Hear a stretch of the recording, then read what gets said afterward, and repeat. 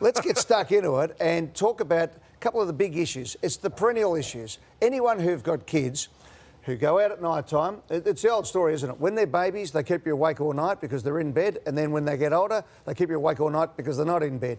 And that's the issue that's happened this week in football. First of all, let's go to Willie Rioli, who was in court today and pleaded guilty to a charge of possession of a Schedule 2 dangerous drug. In this occasion, it was marijuana. It was under a trafficable amount, which is 50 grams. In fact, it was half of that. Less than half was 24.2. He did have it concealed in his shorts. It was glued to his leg or strapped to his leg there. Went to efforts to conceal, is what was heard. He did plead guilty. He was remorseful. His lawyer, walking alongside Willie there in Darwin today, said he felt shame, loss, humiliation and grief. Of course, the issue here is that he also has been found guilty by the WWOS Code for taking marijuana a couple of years back, got rubbed out for 2 years and is about to come back. Found guilty of 3 breaches on that occasion of the anti-doping code, 2 for tampering with his urine sample, 1 for use of cannabis. So clearly, Willie still has an issue with cannabis. Let's have a chat, though, a serious chat, guys, about what goes on. Ross, let's have a look at it. Should the West Coast Eagles take him back? 100%, 1,000,000%. He's a young man. We're not snowflakes out here. He's been embarrassed, he's been humiliated, but in the context of what you can do in your life and how you can break the law, on the pendulum, it sits, in my view, he should be pastoral care wrapped around him and supported as best you can. I understand it's sensitive for the Eagles if you look at their history. Of course. And you've had Ben Cousins, very public, and the saga, and they've done a lot of work on education internal to turn their club around. So I think they'll be hypersensitive to it, particularly the optic. But gee whiz, he's a very talented footballer. Let's bring him into the fold and help him and support him. And it's around the edges, this. It's an interesting one, isn't it, with the WWOS Code. They get rubbed out and pushed away from the club. Happened with 2 of the Collingwood boys in the last few years. What we really needed to do was really get around them and get with them and maybe drug test them every day, other things. There's other things. Craig Vozzo, let's have a listen what the football director of the West Coast Eagles had to say during the week. Is there a grave risk that this could be it, his AFL career could be over?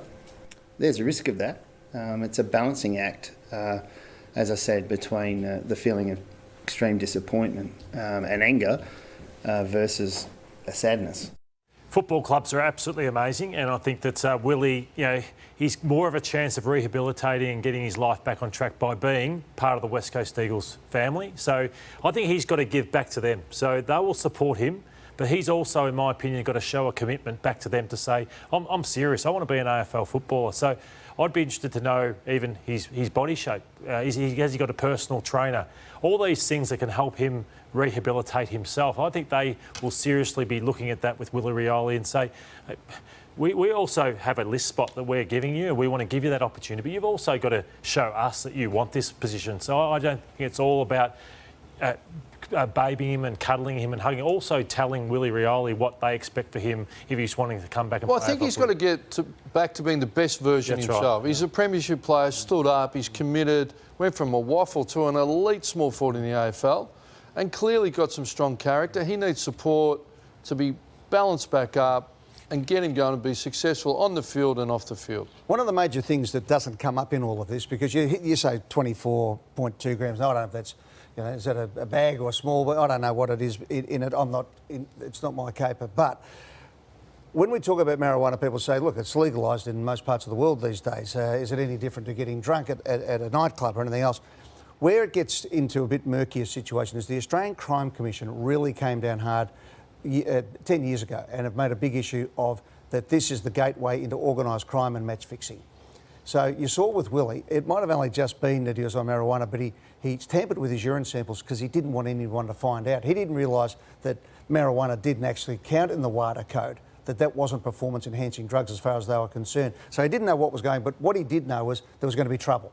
And as we know, the anecdotal evidence that we find from the AFL is the first thing that anybody who has had a strike says is, will my mum find out? So they're the sort of... Because they're embarrassed. They're embarrassed, yeah. It becomes public, and it doesn't become public for so many people. Eddie, I think the Collingwood example you brought up is a really good one with Josh Thomas and Lockie Keith. The club threw their arms around these two guys. I mean, there was a story about Josh Thomas in his year off was driving Ubers around in his hometown in Brisbane. Like, he was gone from the outside. He came back and played in a grand final. Like, it seems really bad at the time, but these guys are young men learning a lot about themselves as they grow up. What was interesting about that well. was they came to my house and sat down with their manager, and it was poor old Josh was sweating profusely. Yep. And as soon as we sort of went through the, what have you done, et cetera, given the, the dad talk, he said, right, here's what we're going to do. We're going to stick by. The sense of relief from these guys was palpable. They didn't want to let you down. They were never going to do anything wrong again. Yep. But the thing was, then we had to let them go for 2 years.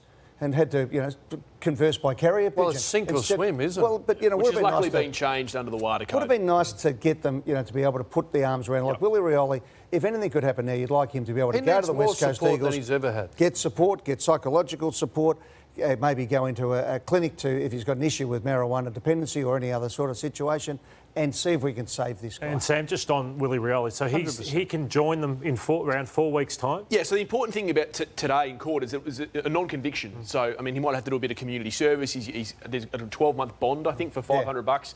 But as far as his footy playing ability, with WADA, he gets to start training on June 20, I think it is. He's then eligible to play August 20, which I think is round 23. Look, he's a long shot to play footy this year, but I think he's a relatively short shot of playing footy. Getting back in. Again, because, West Coast, like Collingwood, a big club, they've got a good history of wrapping their arms around players, and we know that the talent that he's got. So I think it's going to be a really hard moment for Willie. Let's move on, if I can.